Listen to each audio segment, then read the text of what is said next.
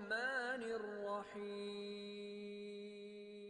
رسول اللہ صلی اللہ علیہ وآلہ وسلم نے ایک مسلمان شخص کی عیادت کی۔ وہ بیماری کی وجہ سے پرندے کے بچے کی طرح کمزور ہو چکا تھا۔ رسول اللہ صلی اللہ علیہ وآلہ وسلم نے اس شخص سے فرمایا، کیا تم اللہ سے کوئی دعا یا کسی خاص چیز کا سوال کرتے ہو؟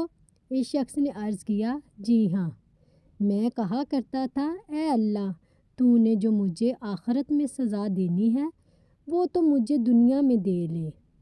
رسول اللہ صلی اللہ علیہ وآلہ وسلم نے فرمایا، سبحان اللہ، نہ تم دنیا میں اس کی طاقت رکھتے ہو نہ تم آخرت میں اس کی اطاعت رکھتے ہو۔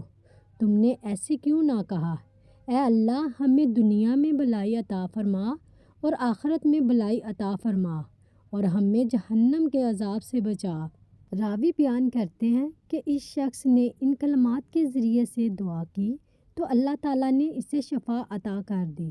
رسول اللہ صلی اللہ علیہ وآلہ وسلم نے فرمایا، تم میں سے ہر شخص کا مادہ تخلیق 40 دن تک اس کی ماں کے پیٹ میں اکٹھا کیا جاتا ہے، پھر وہ اتنی ہی مدت کے لیے جمع ہوا خون رہتا ہے، پھر اتنی ہی مدت کے لیے گوشت کے لوتھڑے کی شکل میں رہتا ہے، پھر اللہ تعالیٰ فرشتے کو بھیجتا ہے جو اس میں روح پھونکتا ہے اور اسے 4 باتوں کے لکھنے کا حکم دیا جاتا ہے، اس کا رزق، اس کی عمر، اس کا عمل اور یہ کہ وہ خوش نصیب ہوگا یا بد نصیب۔